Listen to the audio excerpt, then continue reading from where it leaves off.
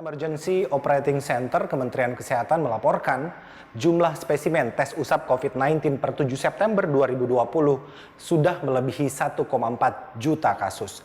86,1% dari spesimen tersebut merupakan kasus negatif.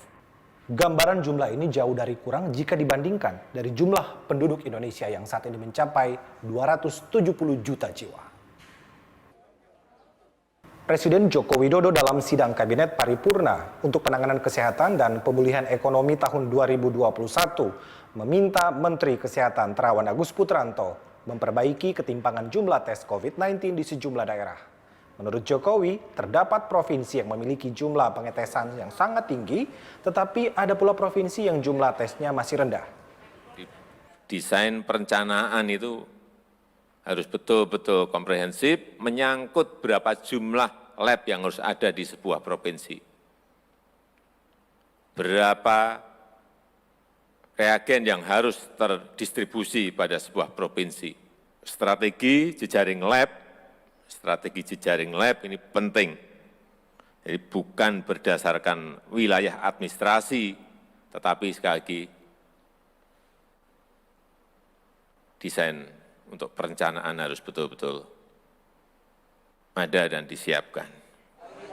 Ahli epidemiologi dan pandemiologi dari Griffith University Queensland, Australia, Diki Budiman mengatakan mahalnya biaya tes COVID-19 real-time PCR karena teknologinya tinggi serta keterbatasan sumber daya manusia yang bisa mengerjakannya. Karena ini RT-PCR ini teknologinya tinggi, kemudian keterbatasan yang tadi saya sebutkan SDM dan segala macam, ini negara-negara berusaha mencari tes yang lebih cepat, yaitu dengan misalnya rapid test antigen atau RT-LAMP. Sehingga tes yang cepat ini bisa dihasilkan, hasilnya tidak menunggu sampai beberapa hari, lebih dari 3 hari.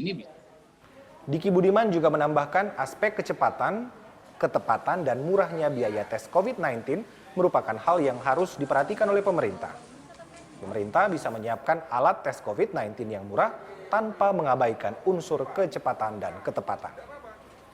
Ahli epidemiologi Diki Budiman memberikan atau menawarkan solusi kepada pemerintah bagaimana supaya biaya tes COVID-19 ini tidak terlalu membebankan masyarakat, khususnya mereka yang ekonomi menengah ke bawah, yaitu dengan menggunakan sistem asuransi BPJS.